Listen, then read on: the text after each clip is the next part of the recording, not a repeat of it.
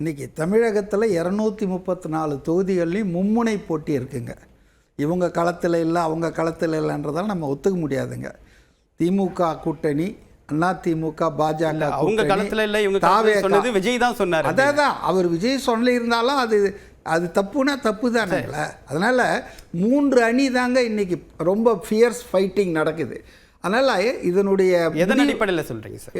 எதன் அடிப்படையில் சொல்கிறீங்க? கள யதார்த்தத்தை பார்த்து 3 அணிகள் தான். 4வது அணி தான் நாம் தமிழர். ஒரு 10-15 தொகுதிகளில் அவங்க 4வது முனை போட்டியை உருவாக்குறாங்க.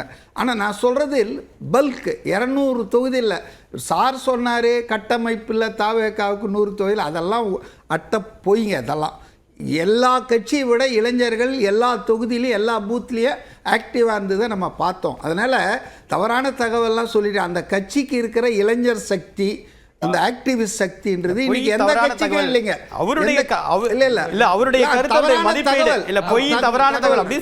கருத்து என்னன்னு சொல்லுங்க. 100 தொகுதியில் ஆளே இல்லைன்னு சொல்றாருங்க.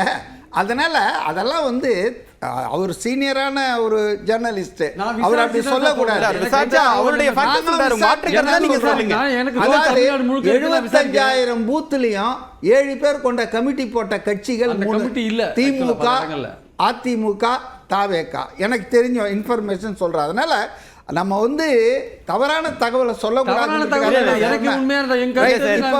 கடைசி வரைக்கும் பூத் லெவல் ஏஜென்ட் எத்தனை பேர் தாவேக்கால இருக்காங்கன்னு சொன்னப்ப கடைசி வரைக்கும் அங்க இருந்த ஊடக பிரிவு நபர் கடைசி வரைக்கும் நம்ப சொல்லல.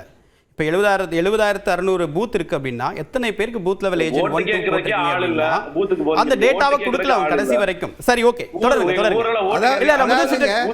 இல்ல ஜெகதீஸ்வரன் சார் வெயிட் பண்ணுங்க, முதல் சுற்று முடிச்சிட்டோம். அதாவது 3 முனை போட்டி என்பது சீரியஸா இருக்குங்க. இதில் பேசிக்காக 4,87,00,000 ஓட்டு பதிவாயிருக்குங்க. அதாவது போலாயிருக்கு.